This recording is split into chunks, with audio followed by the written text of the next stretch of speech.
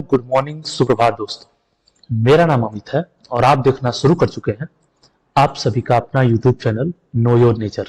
तो चलिए बात करते हैं आज के इस सेशन में। दोस्तों, जैसा कि आपको दिख रहा है, general agriculture one liner lecture number 4 की बात करेंगे। आज हम लोग फिर से जो है कि जनरल एग्रीकल्चर के टॉपिक को डिस्कस करेंगे। दोस्तों, जनरल एग्रीकल्चर किसी भी एग्रीकल्चर कॉम्पिटिटिव एग्जाम के लिए बहुत ही बड़ा रोल प्ले करता है, बहुत ही इंपॉर्टेंट होता है। ठीक है, एग्रीकल्चर के किसी भी कंपटीशन में आपको अगर भाग लेना है तो जनरल एग्रीकल्चर आपको आना चाहिए। जनरल एग्रीकल्चर के दम पे ही आप जो है कि फाइट कर सकते हैं। तो चलिए बढ़ते हैं क्वेश्चन नंबर 1 की तरफ। आज हम लोग बात करेंगे दोस्तों एनिमल साइंस एंड फिशरीज से रिलेटेड जो संस्थान है उनके बारे में। काफी इंपॉर्टेंट है, हमेशा पूछा जाता है क्वेश्चन। चलिए शुरू करते हैं। Question number 1, CARL। ठीक है, CARL इसका फुल नेम होता है दोस्तों सेंट्रल एवियन रिसर्च इंस्टीट्यूट, इज्जत नगर, उत्तर प्रदेश। ठीक है, सेंट्रल एवियन रिसर्च इंस्टीट्यूट, इज्जत नगर, उत्तर प्रदेश में CARL स्टैब्लिश है। ठीक है, नेक्स्ट है दोस्तों CIFRI। CIFRI यानी कि central inland fisheries research institute, Barrackpore, west Bengal. ठीक है, CIFRI central inland fisheries research institute, Barrackpore, west Bengal. West Bengal यानी बंगाली लोग दोस्तों मछली खाते हैं और मछली से संबंधित वहां पे रिसर्च इंस्टीट्यूट भी है बैरकपुर में, वेस्ट बंगाल में। ठीक है, नेक्स्ट है दोस्तों CIFT। CIFT central institute of fisheries technology, Cochin, Kerala. Kerala में भी जो है कि मछलियों का काफी चलन है, मछलियों पे काफी जो है कि रिसर्च होता है। तो केरला CIFT, केरला में CIFT है और वेस्ट बंगाल में CIFRI है दोस्तों। ठीक है, central institute of fisheries technology, मछलियों वाला central institute of fisheries technology, Cochin, Kerala. ठीक है, आगे बढ़ेंगे। CIRG। CIRG का पूरा नाम दोस्तों central institute for research on goat. CIRG यानी central institute for research on goat, यानी बकरियों पे शोध संस्थान होता है दोस्तों। बकरियों पे जो शोध होता है, रिसर्च होता है, वो मथुरा, उत्तर प्रदेश में है, उत्तर प्रदेश के मथुरा में। ठीक है, गोट पे रिसर्च स्टेशन कहां पे है दोस्तों? मथुरा, उत्तर प्रदेश में है।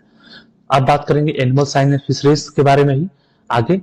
NBAIM, 2 नेशनल ब्यूरो हैं एनिमल साइंस में दोस्तों। पहले का नाम है national bureau of agriculturally important micro organisms, Mau, Uttar Pradesh. Uttar Pradesh में दोस्तों मऊ का है, मऊ में है ये, मऊ के आसपास ही मेरा घर है दोस्तों। तो national bureau of agriculturally important micro organisms NBAIM जो है कि मऊ में है। National bureau of agriculturally very important micro organisms, Maunath Bhanjan, Uttar Pradesh, यहाँ पे वो स्थित है दोस्तों। दूसरा है एनिमल साइंस एंड फिशरीज का NBAII, national bureau of agriculturally important insect, national bureau of agriculturally important insect. ये दोस्तों बेंगलोर में है और 2009 में जो है कि स्टैब्लिश हुआ था। ठीक है, national bureau of agriculturally important insect, ये 2009 में स्टैब्लिश हुआ था बेंगलोर में। ठीक है, बेंगलुरु में। आगे बढ़ेंगे, अब बात करेंगे इंटरनेशनल इंस्टीट्यूशंस की, इंटरनेशनल इंस्टीट्यूट्स की बात करेंगे। चलिए दोस्तों बात करते हैं IRRI, मोस्ट इंपॉर्टेंट, हमेशा क्वेश्चन पूछता है एग्जामों में। International rice research institute eight Manila, Philippines. ठीक है, IRRI कहां पे है दोस्तों? मनीला, फिलीपींस में। इसका पूरा नाम होता है international rice research institute, Manila, Philippines. ठीक है, आगे बढ़ेंगे। थोड़ा सा मैं ब्राइटनेस बढ़ा देता हूं क्योंकि लाइट कट चुकी है। अब अगला नेक्स्ट है सीमिट, CIMMYT। सीमिट का पूरा नाम है दोस्तों, it is a Mexican word which denote international centre for maize and wheat improvement at Mexico. ठीक है, मैक्सिकन वर्ड है सीमिट, जिसका फुल नेम होता है, मतलब होता है international centre for maize and wheat improvement. International centre मेज और व्हीट इंप्रूवमेंट के लिए बना है मैक्सिको में 1966 में दोस्तों। ठीक है, अगला है इकार्डा, ICARDA। इकार्डा का पूरा नाम होता है international centre for agriculture research in dry land area. ठीक है, ड्राई लैंड एरिया में जो एग्रीकल्चर रिसर्च स्टेशन है दोस्तों वो जो है कि एलिप्पो सीरिया में 1977 में जो है कि स्टेब्लिश हुआ था। International centre for agricultural research in dry land area Aleppo Syria, ठीक है, इकार्डा में। अब बात करेंगे हम लोग इक्रिसैट। नेक्स्ट है इक्रिसैट, ICRISAT। इसका फुल नेम होता है international crop research institute for semi arid tropics, Hyderabad. इसका पूरा नाम दोस्तों international crop research institute for semi arid tropics, Hyderabad, India. 1972 में इस्टेब्लिश हुआ था, ठीक है। बिल्कुल याद रखेंगे, एक एक चीज इंपॉर्टेंट हो सकता है हमारे लिए।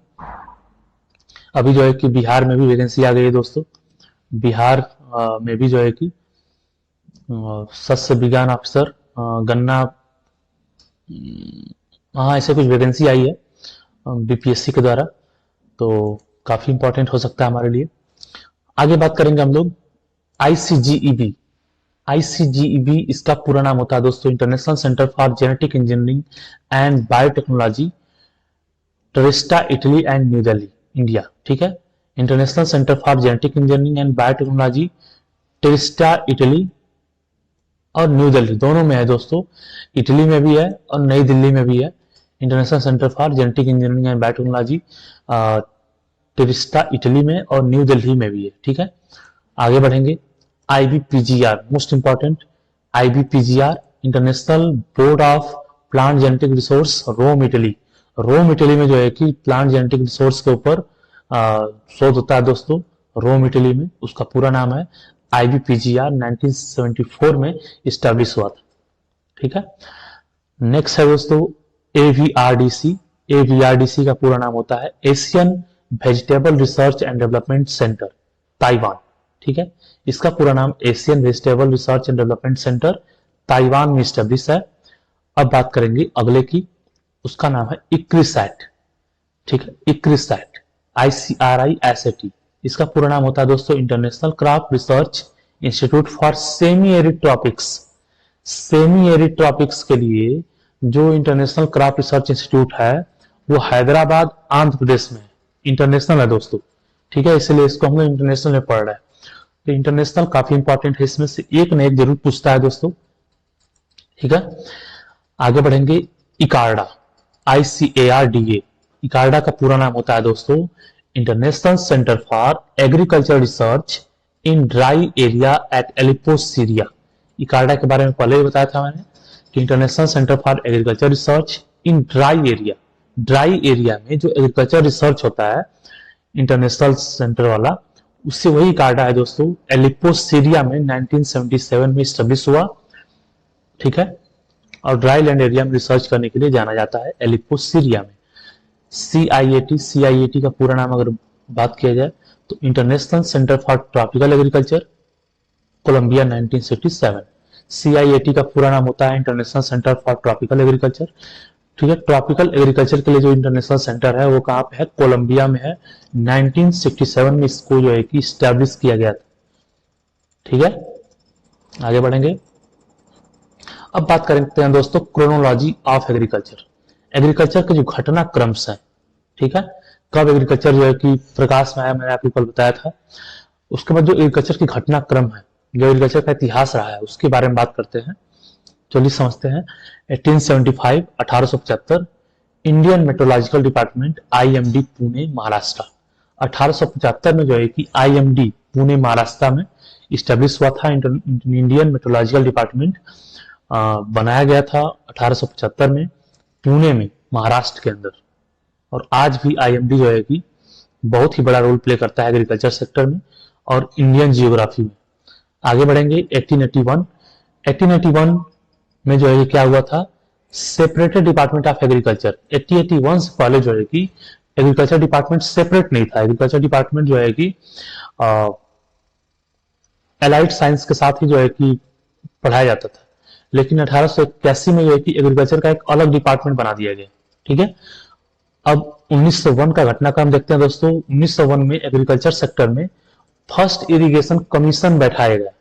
इरिगेशन कमीशन बैठाया गया था 1901 में, ताकि जो है कि खेतों को सिंचाई भी किया जा सके, खेतों में पानी दिया जा सके और खेतों से प्रोडक्शन लिया जा सके, ठीक है। तो पहला इरिगेशन कमीशन जो है कब आया था, 1901 में आया था। ये सब इंपॉर्टेंट क्वेश्चन। आगे बढ़ेंगे 1905। 1905 में दोस्तों imperial agricultural research institute IARI start हुआ पूसा बिहार में। 1905 में IARI स्टैब्लिश हो गया था दोस्तों पूसा बिहार में, ठीक है। 1905 में सर्वप्रथम उसका नाम था, अब तो नाम हो गया IARI का इंडियन एग्रीकल्चर रिसर्च इंस्टीट्यूट। पहले उसका नाम था आजादी के पहले 1905 का घटनाक्रम है दोस्तों, हम लोग गुलाम थे, और उसका नाम था imperial agricultural research institute, Pusa Bihar में स्टार्ट किया गया। फिर क्या होता है दोस्तों, 1926 में रॉयल कमीशन ऑन एग्रीकल्चर का गठन होता है, जिसके चेयरमैन लॉर्ड लिनलिथ ग्रो को बनाया जाता है। 1926 में royal commission on agriculture, agriculture के ऊपर एक कमीशन बैठती है, उसका चेयरमैन नियुक्त होता है। चेयरमैन का नाम होता है दोस्तों लॉर्ड लिनलिथ ग्रो, ठीक है, लिनलिथ ग्रो। अंग्रेज चेयरमैन है दोस्तों, क्योंकि हम लोग उस समय जो है गुलाम थे। 1928 में फिर क्या होता है, रॉयल कमीशन 1926 में चेयरमैन बनते हैं लॉर्ड लिनलिथ ग्रो। वो जो है कि रिसर्च करते हैं 2 साल, 2 साल के बाद जो है कि अपनी रिपोर्ट सबमिट करते हैं, यानी कि royal commission of agriculture submitted its report. 1928 में वो जो है कि अपनी रिपोर्ट सबमिट करते हैं, ठीक है, भारत सरकार को। उसके बाद 1929 में उस रिपोर्ट को देखते हुए एक संस्थान का गठन किया जाता है, जो हम लोग काफी प्राउडली बोलते हैं ICAR। ICAR का गठन होता है दोस्तों 1929 में, जिसका नाम था पहले imperial council of agriculture research ICAR। 16 जुलाई को नई दिल्ली में जो है कि ICAR को स्टैब्लिश किया गया, जिसका पहला पुराना नाम था imperial council of agriculture research. बाद में जो है कि इसका नाम Indian council of agriculture research कर दिया गया, ठीक है। तो रिपोर्ट सबमिट होने के बाद ICAR का गठन हुआ 16 जुलाई को, इसीलिए 16 जुलाई को ICAR दिवस के रूप में मनाते हैं हम लोग एग्रीकल्चरिस्ट, एग्रीकल्चर वाले। ICAR दिवस के रूप में 16 जुलाई को मनाते हैं दोस्तों, क्योंकि 16 जुलाई को ICAR डे कहा जाता है। 1936 में घटना घट जाती है दोस्तों अपनी IARI के साथ, जो पूसा बिहार में स्टेब्लिश हुआ था। वहां पे क्या होता है कि 1936 में 1934 में घटना घटती है, वहां पे अर्थक्वेक आता है बिहार में, बहुत भारी अर्थक्वेक आता है, भूकंप आता है, पूरी की पूरी IARI की बिल्डिंग ध्वस्त हो जाती है, बिल्डिंग पूरी डिस्टर्ब हो जाती है, ध्वस्त हो जाती है। तब जो है कि विचार किया जाता है कि IARI को दिल्ली में ही शिफ्ट कर दिया जाए, क्योंकि दिल्ली जो है कि सेफ है और वहीं पे ICAR भी है। तो 1936 में IARI को न्यू दिल्ली में शिफ्ट कर दिया गया, क्योंकि 1934 में भूकंप से जो है कि बिल्डिंग टूट गई थी, ठीक है। तो उस बिल्डिंग को वहीं शिफ्ट कर दिया गया दिल्ली में IARI के नाम से, ठीक है। अब जो है कि घटना एक और होता है दोस्तों 1943 में। 1943 में बंगाल में एक महामारी आती है। बंगाल में जो है कि helminthosporium oryzae, brown spot of rice के लिए रिस्पॉन्सिबल है दोस्तों हेलिमिंथोस्पोरियम ओराइजी, और इसी ब्राउन स्पॉट की वजह से जो है कि राइस की क्रॉप अच्छी हुई नहीं बंगाल में। बंगाल में लोग राइस की खेती करते हैं, और भारी जो है कि विध्वंस मचा। बंगाल में जो है कि बहुत बड़ा जो है कि अकाल पड़ गया। तो 1943 हमेशा पूछता है दोस्तों मोस्ट इंपॉर्टेंट क्वेश्चन कि Bengal famine, great Bengal famine किसके वजह से हुआ था। तो काजल अग्नियम्स दोस्तों हेलिमिंथोस्पोरियम ओराइजी राइस में कॉज करता है ब्राउन स्पॉट ऑफ राइस, जिसकी वजह से राइस की फसल तबाह हो गई और बंगाल में भारी जो है कि भूखमरी लोगों ने देखा। अब 1947 हमारा देश आजाद हुआ, और उस समय जो है कि कंपेन चलाया गया, गो ग्रो मोर फूड कंपेन। उस समय कंपेन चला दोस्तों 1947 में। अन्न की काफी कमी थी हमारे देश में। हमारे देश के पहले जो लुटेरे थे लूट के चले गए थे, तो खाद्यान्न समस्याएं भी हमें देखने को मिली। 1947 में अन्न की कमी थी, तो एक कंपेन चलाया गया वहां के तुरंत के सरकारों के द्वारा या नेताओं के द्वारा, ग्रो मोर फूड कंपेन, यानी कि अधिक अन्न उपजाओ। ये कंपेन चला था दोस्तों 1947 में। याद रखेंगे कि घटनाक्रम इंपॉर्टेंट है, एक एक घटनाक्रम इंपॉर्टेंट है और सीधे आपके एग्जाम में देखने को मिलता है। 1952 community development programme CDP start हुआ था दोस्तों राजस्थान में। 1952 में CDP यानी कम्युनिटी डेवलपमेंट प्रोग्राम, कम्युनिटी यानी कि गांव का डेवलपमेंट शुरू किया गया, एक लोगों का डेवलपमेंट शुरू किया गया, ठीक है। उनके खेती को मजबूत किया गया, उनके जो है कि स्टोरेज क्षमता को मजबूत किया गया, उनको बेसिक सुविधाएं प्रोवाइड की गई, ठीक है। जिससे क्या हुआ, कम्युनिटी डेवलपमेंट हुई, कम्युनिटी यानी कि लोग जो है कि बंच में डेवलप हुए। 1953 में जो है कि national extension service, national extension service का गठन हुआ दोस्तों 1953 में, और नेशनल एक्सटेंशन सर्विस के थ्रू भी कम्युनिटी डेवलपमेंट प्रोग्राम किए जाते थे, आज भी किए जाते हैं। 1958 का घटनाक्रम देखिए, 1958 में IARI को यानी कि इंडियन एग्रीकल्चर रिसर्च इंस्टीट्यूट को जो है कि डीम्ड यूनिवर्सिटी बना दिया गया। 1958 में इंडियन एग्रीकल्चर रिसर्च इंस्टीट्यूट को डीम्ड यूनिवर्सिटी बना दिया गया, जहां पे बच्चे पढ़ाई करने लगे, ठीक है। रिसर्च भी होता था, पढ़ाई होती थी। अब घटनाक्रम आता है 1959, 1959 का समय आता है दोस्तों। पंचायती राज व्यवस्था का गठन होता है, थ्री टायर पंचायती राज व्यवस्था का गठन होता है। थ्री टायर का मतलब हो गया कि 3 सिस्टम में, यानी कि स्टेट लेवल से डिस्ट्रिक्ट लेवल, डिस्ट्रिक्ट लेवल से गांव लेवल, ठीक है। 3 टायर पंचायत राज का गठन हुआ। बलवंत राय मेहता कमेटी थी इनकी, ठीक है। जवाहरलाल नेहरू के द्वारा जो है कि इनॉग्रेशन किया गया 2 अक्टूबर 1959 को, ठीक है। नागपुर डिस्ट्रिक्ट ऑफ राजस्थान, राजस्थान के नागपुर डिस्ट्रिक्ट में। Most and most important question, ये सारे के सारे क्वेश्चन जो है कि ये सारा का सारा घटनाक्रम जो है कि काफी इंपॉर्टेंट है, और कई बार एग्जाम में देखने को मिलता है दोस्तों, कई बार देखने को मिला एग्जाम में। कोई इसमें संकोच की बात नहीं है, और कोई जो है कि बड़े बोले की बात नहीं। 1959 का घटनाक्रम हमेशा एग्जाम में पूछता है।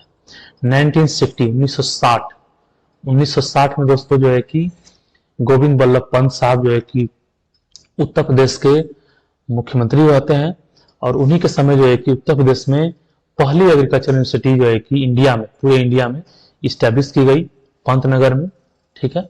उस समय पंतनगर जो है कि उत्तराखंड का पार्ट अब है, पहले जो है कि उत्तर प्रदेश का पार्ट था, ठीक है।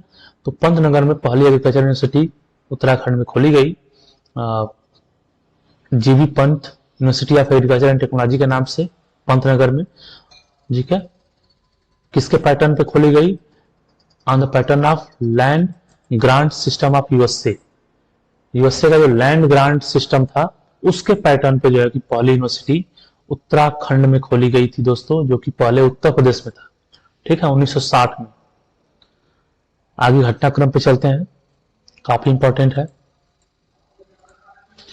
1960 का time, intensive agriculture district programme IADP start किया गया 1960 में ही, 1960 में ही intensive agriculture district programme, district में जो है कि इंटेंसिव एग्रीकल्चर, इंटेंस एग्रीकल्चर यानी घनत्व, कृषि घनत्व को बढ़ाया गया, इंटेंसिव एग्रीकल्चर डिस्ट्रिक्ट प्रोग्राम चलाया गया ताकि अधिक से अधिक प्रोडक्शन लिया जा सके, ठीक है। 1964 intensive agriculture area programme, intensive agriculture area programme चलाया गया।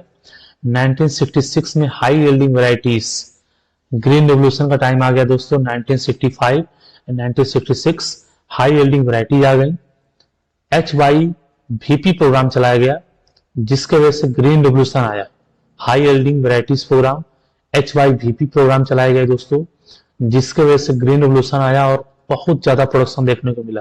आजादी के समय हम लोग भूखों मर रहे थे, भूखमरी के शिकार हो रहे थे, अधिक अन्न उपजाओ, ऐसा करके जो है कि कंपेन चलाया जा रहा था 1947 में, लेकिन 1966 में हाई यील्डिंग वैरायटीज आई और ग्रीन रेवोल्यूशन आया, बहुत सारा प्रोडक्शन हुआ, और जो है कि भारत फिर से समृद्ध हो गया दोस्तों। 1979 lab to land programme on ICR golden jubilee year, ठीक है।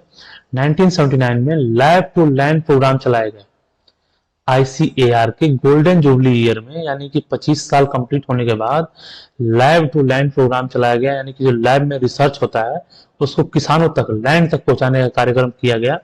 पूरे देश में लहर थी इसकी दोस्तों, और इस तरीके से एग्रीकल्चर को आगे लेके चला गया था दोस्तों। बाकी चीजें जो है कि अगले क्लास में बताएंगे। तब तक के लिए जय हिंद। आप बताएंगे कि हमारा यह प्रयास कैसा लगा। Thank you so much.